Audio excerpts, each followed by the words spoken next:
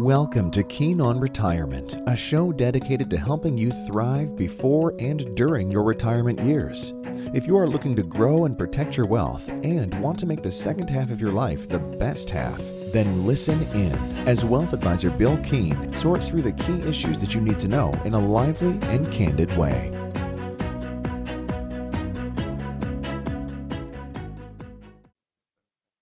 Hello, everybody, and welcome back to Keen on Retirement. I'm your co-host, Steve Sandusky, and with me, as always, is Bill Keen and Matt Wilson. Hey, guys, Happy New Year. Yeah, Happy New Year to you, Steve. I mean, I know we're almost a month in already, or we are, but yet time flies when you're having fun. That's right. But I'm still calling it the New Year. I think that's right. That's right. Well, good. Well, we've got some good questions lined up here today. We have a few that came in from some listeners, and we're going to get to those here in just a moment. But before we jump into that, I understand that the Keen Wealth team did a company retreat here recently, and would love to hear a little bit about that. Yeah, absolutely, Steve. We here just a couple weeks ago, we packed up and we took the Keen team on a corporate retreat to sunny Palm Beach, Florida. So we were, at the time, the temperatures in Kansas City were in the single digits, if not below zero. And so we got lucky on the weather. We had about 3 days there. So we had one little bit rainy day, but then we had a couple of 80-degree sunny days down in Palm Beach. So, but it was a terrific time with our firm. And, we were able to share. It was we had several business sections, several meetings. It's like we call it a retreat. We did our every quarter. We call a state of the company. So full transparency with all of our team members are invited every time to participate. We get a lot of questions, and so we did our 2025 state of the company there. And really rolled out a lot of the things that we are seeing, the vision, and how we can continue to increase. It's always about increasing our client experience. How do we make our client experience even better? Mm-hmm. So, we believe it's really, really solid, but it can always be better. It can always evolve. How do we maintain that personal touch? How do we continue to deliver world-class financial advice and counsel, and do that in a way that's that folks know that they're heard, and that they know that they're cared for, and we're delivering that service. A lot of things, folks, when it comes to the planning topics, we talk about them here all the time on our show. We have to be very proactive. Our clients hire us to proactively bring them solutions to issues, in a lot of cases, they don't even know they have. And so we got to talk a lot about that, a lot about our corporate values, our company values, and how we live those out each and every day. And I think it was fantastic. Don't you, Matt? Mm-hmm. It was. Yeah, we've been a year plus in planning this. So we scheduled January in Florida, figured that would be good. And fortunately, kind of right after we left, now where we were didn't have this, but snow came into the southern U.S. and a bunch of flights got canceled and everything else. So we, again, another good thing from the timing standpoint. Yeah, that's the day after we all returned. So I know Tallahassee got hit, Florida with 5 or 6 or 7 inches of snow. And, Louisiana. Crazy. Oh, yeah. So, it's called right living, Matt. That's right. The timing worked out just right. Yeah. And, part of, Matt and I's role here at the firm is maintaining the culture, like establishing and maintaining culture. You always hear that word. What's the culture of your organization? In fact, I just had a talk with a young person today coming out of college, or a sophomore in college, looking at this, our industry as a potential career path. And we talked a little bit about this too. I don't know, 4 episodes ago or maybe 5, where I was down at UCM doing a talk to the seniors about, how to show well in interviews and things as they come out of college. And we talked about not just getting tied up with the financial, folks overly focused on the initial financial benefits of a job coming out of college, although that is important, of course, in the career paths and the opportunity for growth and expansion, but also the culture, the people that you work with, how you treat your your clients, and certainly if you're in our industry or a service industry, how you treat your community, how you take care of the community as well, and just each other too at these firms. So the culture is really important. And that's one of Matt and I's roles, is to make sure and we protect that culture at all costs. And this was, I would say, a solidification, if that's a word, of our culture. So I was really, really, really wonderful. And I would report too to the listeners today. I didn't know you were going to bring this up, but I had, Steve, you would like this, and you've interacted with our team plenty of times over the years, but I had multiple people from the place we were staying, the resort we were staying, some of the event staff, they were very accommodative for us. Also the people, some of our like transfer companies, the buses that took us places from the airport and even from, to the different things that we were able to do, say to me that your group, and I don't think they were just saying this, they said your group is very unique. And I thought, oh no, what is it? Oh, I hope they didn't have bad news. And they said, no, your group is like, we haven't seen anything like this. It looked like a family reunion. Everybody was just interacting. Everybody was so positive, not only with each other. This is their observation of us. I've never met these folks before. Multiple different ones saying that your team just looks so comfortable together, so integrated, so joyous, spending time together, that was unique. And that also the way the Keen team treated the service staff, the way we treated them as well. They recognized that enough to say something to me. So I was proud to hear that was their experience, that they saw something special about our team. Yeah, well, and I think that's a testament to the culture. So let me ask you this. If you had to describe your culture in 3 words, what would those 3 words be? Okay, let's talk about putting us on the spot, Matt. Yeah. I instantly go to some of the words in our core values. You're not going to allow us to go. How about 3 phrases? I mean, is this a negotiation? That's fine. Sure. Yeah. I'm easy. Okay. Well, I would say one is we're compassionate. Another is that we're humbly confident, and I don't know if we've talked about that on our program before, but humility is a big part of our firm. It's we're honored and privileged to work with the clients that we have the opportunity to work with, and we never take it for granted how serious it is that we work with folks' life savings, and that we walk through the joys and the pains of life together and help folks be good stewards of their resources. And we know that we're really, really good at that. But we're never going to get cocky, conceited, or arrogant about that ever. We're never going to talk down to people. We're going to be real people with listening ears that truly care. And so that humbly confident, and that's like kind of like a servant attitude to our clients and to each other and to our community.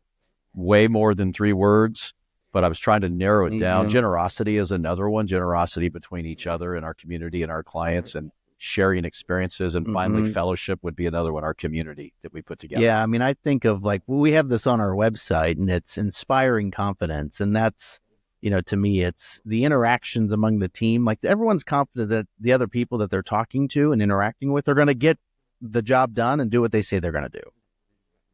That's such a key component to it, and I think that's why our team is so cohesive and gets along so well. We actually mentioned this during one of the discussions, was that I don't, when I see everyone interacting, I don't see situations where people are actively trying to avoid someone. Where you might have some people that in your life that every so often you just don't want to talk to them. We don't have that at our team. Everyone gets along. Yeah. Yeah. Well, that's great. Well, and obviously the staff recognized that at the hotel. That's right. That you were staying at. So it's definitely working. Yeah, that's right. Matt, that same thing applies with our clients too. We love and enjoy all of our clients. Well, we choose who we work with. We're specifically not going to work with people we don't want to. That's correct. Yeah. I was trying to think of an easy a way to say it. You just said it. We're polite way to say that. Yeah. We have discretion about which someone just doesn't fit that. It's just not going to work. So right. Good. Yeah. All right. Well, let's jump into, speaking of clients, let's jump into some of the questions that came in here. And this first one is very timely and timely for a sad reason. And the question is, what happens when your house burns down and you still have a mortgage payment? So obviously, we're talking about the fires in California that have just been so tragic. And as we're talking here today, it seems like they're mostly under control. So hopefully that will only get better from here going forward. But yeah, there's been a lot of situations out there where people have mortgages, the house is gone, they got to most likely pay to stay somewhere else. So what happens in a situation like that? Mm-hmm. Yeah, this, kind of prompted several questions that we had with clients related to this. And I mean, you are still responsible for your mortgage. So that's first and foremost. You've got to continue your obligation to that. However, many lenders allow what they call forbearance. So they can pause the payments, and typically it's up to 1 year. Most of the loans that are backed by, so like 40% of all the loans that are out there, they're backed by Fannie Mae and Freddie Mac, and they automatically have forbearance built into them. Also, FHA loans and VA loans also have forbearance. But then the rest of the loans, so 60% of them, it's up to the issuer of the loan whether they're going to provide any forbearance. It's very common to see that, extended. I mean, JP Morgan came out and specifically said, yes, we're going to offer that to everyone affected by the wildfires in LA. So it's common to see that. I think most companies understand that that's going to be difficult for people to maintain. And then it's even more difficult for a bank, I think, to foreclose on a home that doesn't exist. I don't think they really want to get into that business either, because if you have to rebuild a home, now they're in a whole different, ballpark. So they'd rather, make sure that people can continue that. And the forbearance the way that works is it doesn't eliminate those payments. It just pauses them. So then there's a catch-up period. They can either tack them on to the end of the loan, so just act as if though you just skipped those months and just extend the loan out for those months that you didn't pay it, or you can make a lump sum payment. There's a lot of different combinations that that they'll work with individuals on catching up those loan payments. I also saw a number of situations out there where either A, they did not have insurance on the house, or B, they had insurance for, say, and I guess California has a plan where if you can't get private insurance, then there's like a state funded thing. But the maximum of that, I think, was like $1.5 million. Mm-hmm. Some of these folks had multi-million-dollar homes and were insured by the state. It's only worth, you can only get 1.5 million of the insurance. And if your house was worth 5 million, you're now out 3.5. So another reason to make sure that your insurance policy on your house is where you want it to be. Yes, that was kind of one of the other takeaways, is that in looking up and discussing with your agent, if you have one, like, do I have enough coverage? Do I, like, 80? Because replacement cost is such a big thing. And maybe you've been in your home for 30 years and the policy you took out hasn't changed much. Well, your home's probably worth a lot more, and to rebuild that home would be significantly more. So you want to make sure that you have adequate coverage.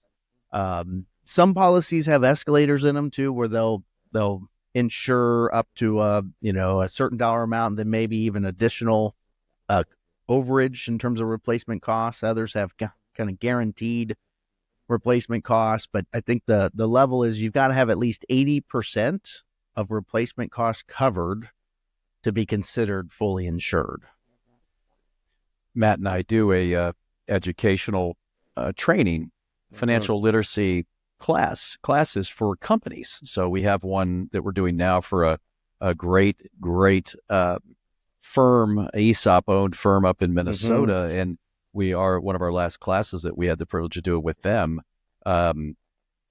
was on insurance, all the various insurances that someone might need. That was one of the kind of overall segments of the coursework that we provided for their entire company on a meeting, just like we're doing here today, but a live meeting for them, which is pretty cool because they can do Q&A as we go. And a couple people said, well, hey, on your if you tell the insurance company your house is worth way more, then your premium will go up.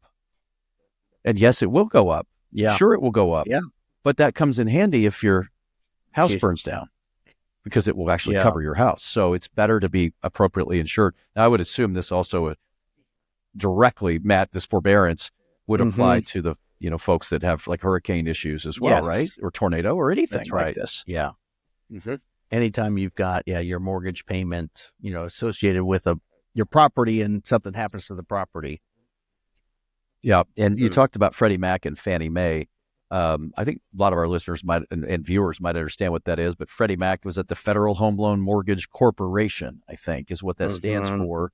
And basically, I guess both of them buy mortgages. They buy the mortgage from lenders, and I suppose back those, so that so this forbearance is like somebody has to pay for those payments not getting paid, I would suppose, or there's some cost. Yeah. So that would be the government-backed programs like these that would step up. Although, just not paying your payment for a year and refinancing it is different than just getting something forgiven too. Right? Yeah, it's not forgiven, and if you can make the payments, that's the best. So just continue to make the payments. It's not about, you're not losing out, because again, they're not forgiving the loans; they're just delaying the repayment of them.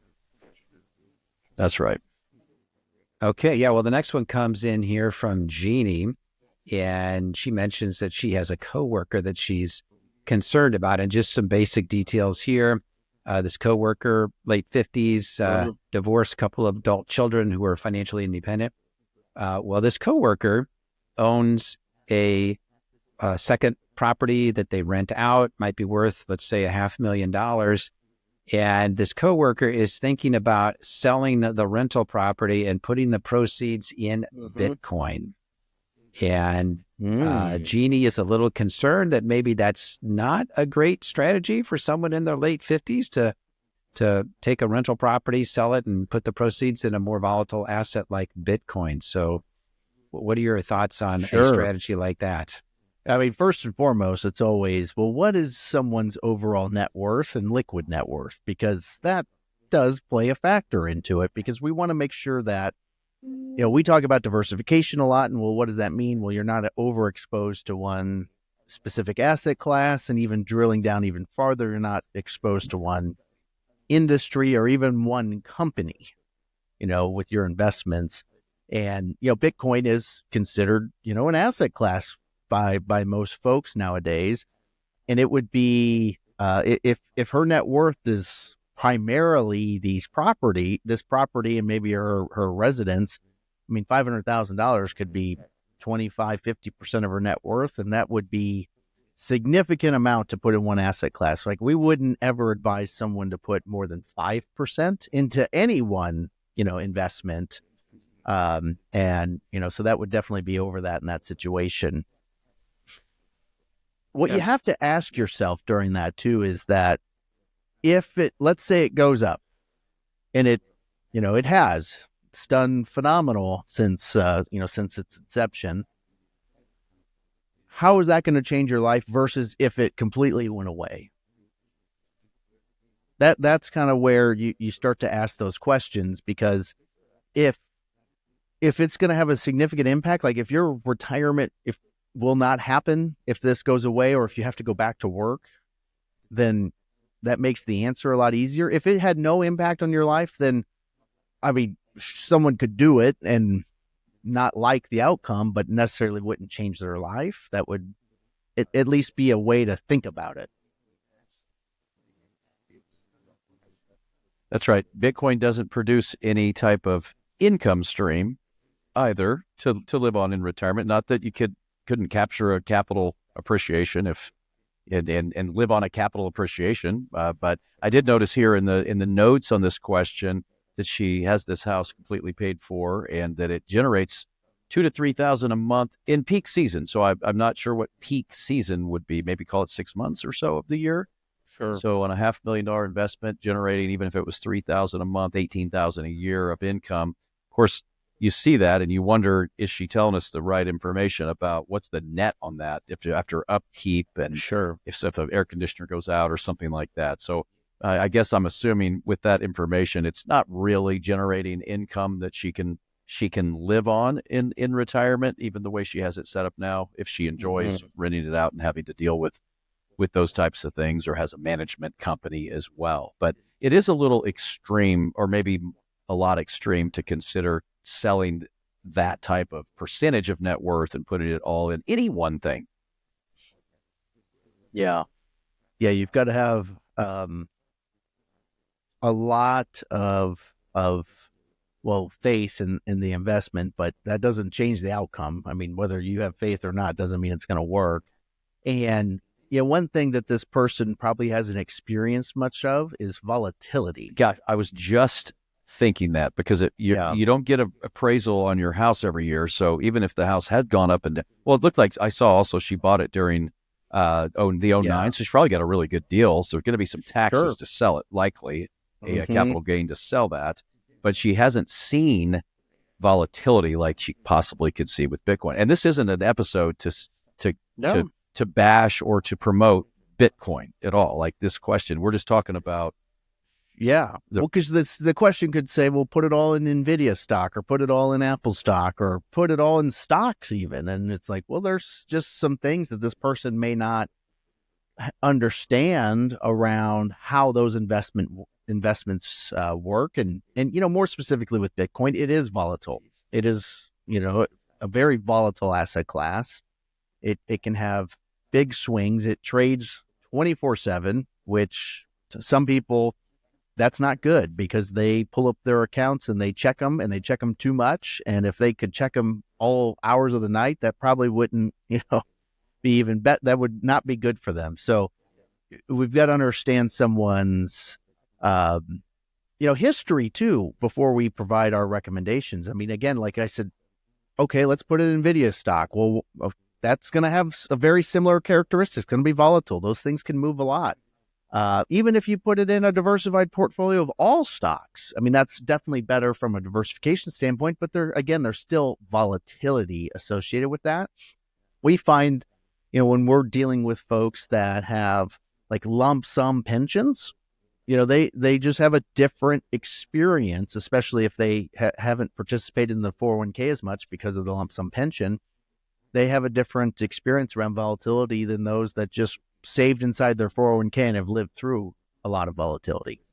That's right. So the risk could be Bitcoin goes from 100,000 to 50,000, which wouldn't be outside the premise of what's happened. We've seen 50% drawdowns or more.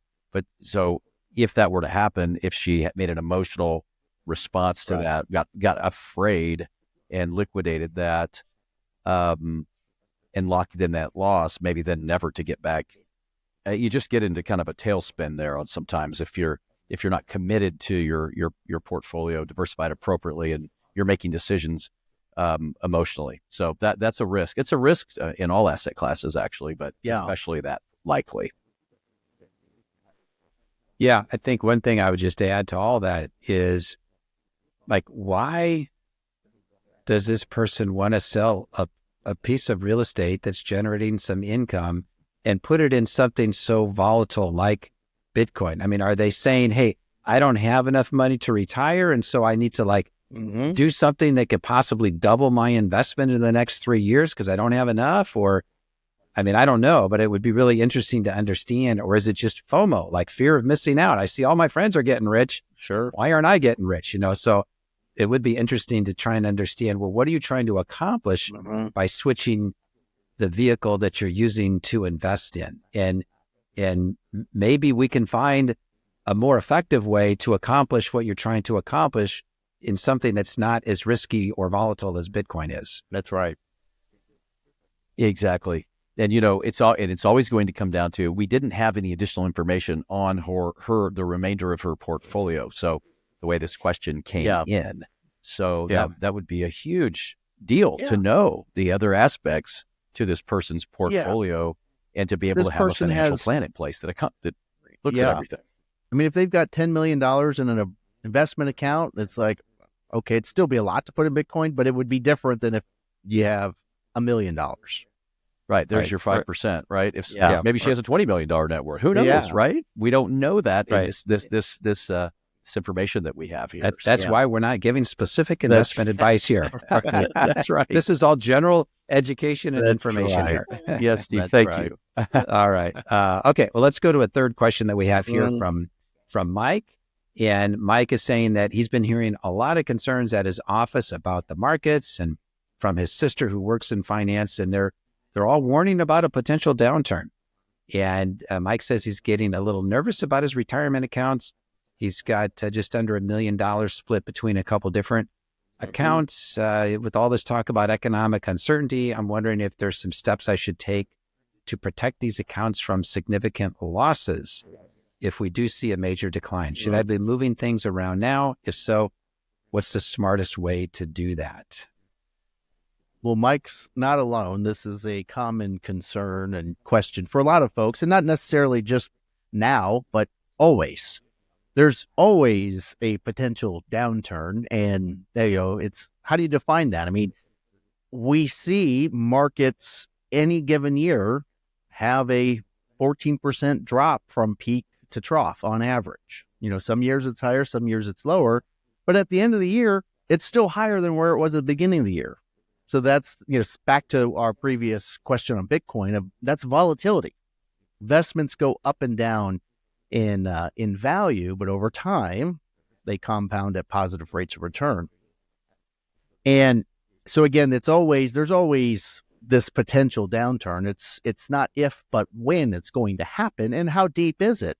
So then the next piece of it gets into, well, you've got to have the right allocation going into it, because there's nothing you can do in the middle of it. Like that's kind of, as Bill mentioned already, it's selling at the low isn't going to solve any of your problems at that time. So going into it, what's the right allocation? And that's where sitting down with someone and putting a financial plan in place about, well, when do I expect to retire?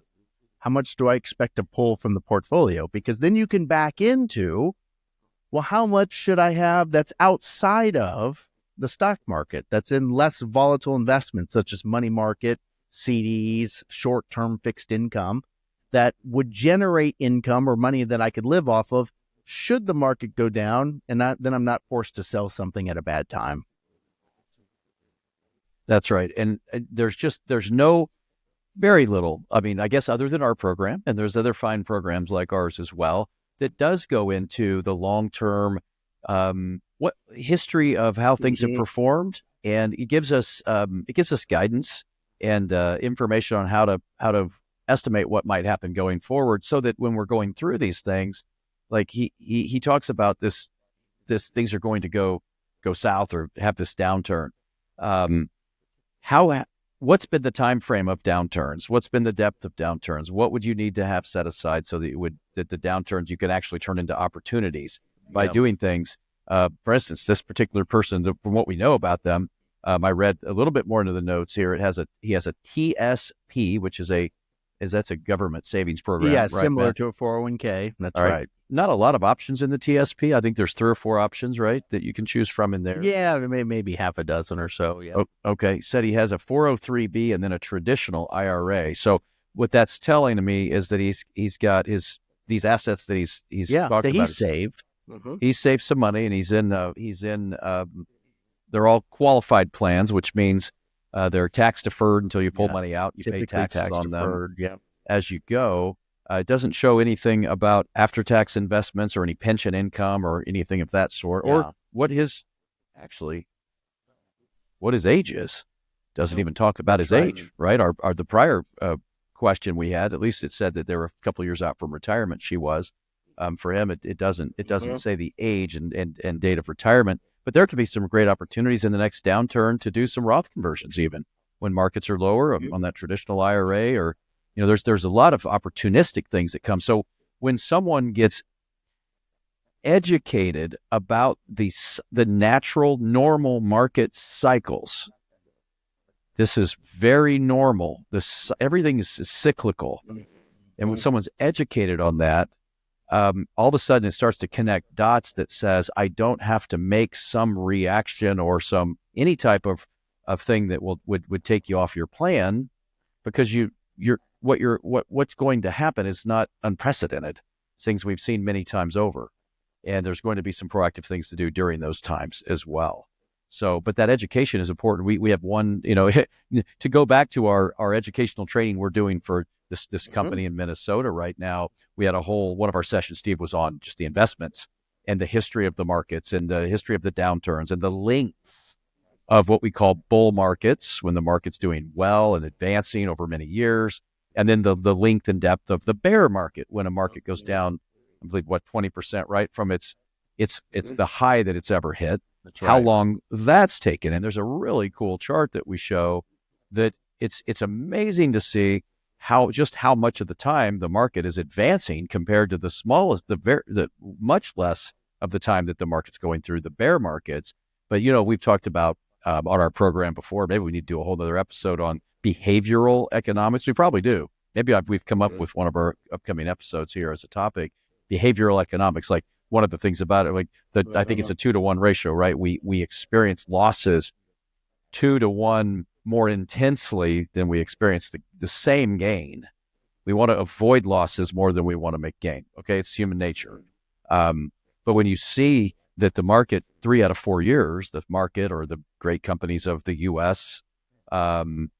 Advances 3 out of 4 years. Yeah. I mean, and you see that the longer you hold, another chart we have too that shows the longer that you're involved, the less of a downturn the possibilities are in your investment, the longer you hold. So if you look at a short period of time, like any given year, it's just almost a coin toss, right? Any given year. Although I just said 3 out of 4 years, the odds are in your favor every it's year. Always in your favor. Yeah. Time is in your favor. It's kind of like the opposite of going to the casino. Time is in the casino's favor. Yeah, the longer you're invested, the higher your rate of return will be. And the higher the probability of the positive returns, and the higher the returns, the longer you're invested, and you don't get in there and mess with it too much. Yeah. You go to the casino, the longer you play. Periods. Yeah, the casino is the opposite at the casino. Yes, Yeah. exactly. Yeah. Because the odds are in your favor, when you invest in the stock market. And you're Bill diversified. mentioned 3 out of 4 years, 7 out of 10 years, there's a lot of different ways we look at it where the market's higher. Well, those are significant odds in your favor. And that doesn't mean, and then the 3 that are down temporarily. They don't just go to zero. You go to zero at the casino, and then you go to the ATM and get more money. Yes. It doesn't just come back. Whereas you still own shares, you own, units of mutual funds, you own these things that will come back in value, assuming you don't sell them. And that's the key to it, is you just have to make sure that you put yourself in a position to succeed. And that's different for everybody. Some people are very comfortable with it and can live with a lot of volatility and can just live off the dividends and they're fine with it. Others, while they'll have some exposure, they just want to have less volatility, and that's completely fine too. Matt, you said something earlier. I think it's good to bring up to the listeners and viewers as well. You mentioned somebody that had a lump sum on their pension, and that it's a little different for sometimes for those folks. And what I would say is, what that means is somebody's worked somewhere, they haven't put a lot of money in a 401k, they had no experience investing in their lifetime, so they hadn't experienced with their own dollars the volatility over time, and like seeing their account balances over time start with just a small seed, and then get to a point over a 20-year, 30-year, 40-year career, seeing the pullbacks, like living through, 01, 02, the very difficult time we went through, and up to and including the towers coming down in New York, or 08, 09, the very difficult time we went through with the financial crisis. Having lived through those times, folks that had been saving money and investing diligently over many years, they have, we talked to, you said earlier, you could have faith in something, but it doesn't necessarily mean it's going to work, especially if it's one security or Bitcoin. They have one perspective. Perspective. But they have a lot of these folks that have experience over long periods of time saving and investing and seeing their account balances grow to amounts they probably never even imagined they could have. They've seen them come back from those declines. And then, experience the declines, continue at adding money in a lot of the cases if they were still working, and then looked up after a couple, 2 or 3 years and said, oh my gosh, look at this. Okay, we went through that. It wasn't fun, but look, we went through, arguably, those 2 times I just mentioned were some of the worst ever since the Great Depression, and looked up and they have that experience, that faith, wisdom from the journey, I like to say. And so they have that, they're bringing that into this next phase of life. That's compared to somebody, when Matt said a pension a lump sum, that means a company maybe put money aside for them and it was going to be paid out as a monthly pension, or you could take a lump sum instead. So, hey, you get $4,000 a month for life, or you could take $900,000 as a lump sum. And that was the first time they were in a position to have money to invest. Another time is, well, heck, I'll just put it out there, like business owners who didn't really save a lot of money outside their business. They had successful businesses, but they never saved a lot because they put all their money in their businesses, and rightfully so, it was successful. Then they had an exit. They come into this large bunch of capital, a lot of dollars to invest, and now they have no experience in the I call it the liquid capital markets, like stocks and portfolio's of stocks, and bonds. Bonds even. Yep. So they don't know how that works, and so they can get scared pretty easily. Or somebody who inherits money, or you could call it lottery winner, or an athlete, or a movie star that gets a big contract. Anybody that doesn't have experience and wisdom from the journey, it takes a lot more time for us to educate them. And sometimes it's not possible. I hate to say it, but sometimes it's not possible. They just don't understand it. They're afraid of the volatility. They've never seen it. Folks that have lived through it have that experience. People that haven't, you have to spend more time educating, because what we do not want is somebody to go through normal, typical volatility, sometimes worse than others. We understand the advance has been permanent. The declines have been temporary over many, many, many years, but they don't. And we don't want them to be in a position to bail out at the wrong time, lock in the losses and never get back in, or get into this virtuous, or I guess non-virtuous cycle, I suppose, of bailing out at the bottom and then trying to get baited back in much higher. You do that a couple times and you've lost a lot of your money. It's never coming back. That's right. So that's why we spend so much time on that, because we deal with people's life savings, and it's got to work. It has got to work. They're living on this money for the rest of their life. It can't not work. And so you've got to have a plan. You've got to be diversified, and you have to have the education and knowledge. And I think a good fiduciary partner to walk you through these things, not only in the good times, but also probably even more importantly, when things are volatile and things aren't going as well temporarily. A lot of wisdom from the journey there, Bill and Matt. Thank you. You guys have been around a long time. Yep, you guys have been around a long time here, and you've been through some of these major bull and bear markets, and so you know what it's like. You have your own money invested. That's right. So you feel the same thing that your clients feel, because you have those emotions as well, but you do have a perspective of history and experience behind you, and having walked a lot of people through the journey as well. So I appreciate you taking some time on that. I also want to thank all of our listeners that submitted some questions here. We're always happy to answer questions on the show.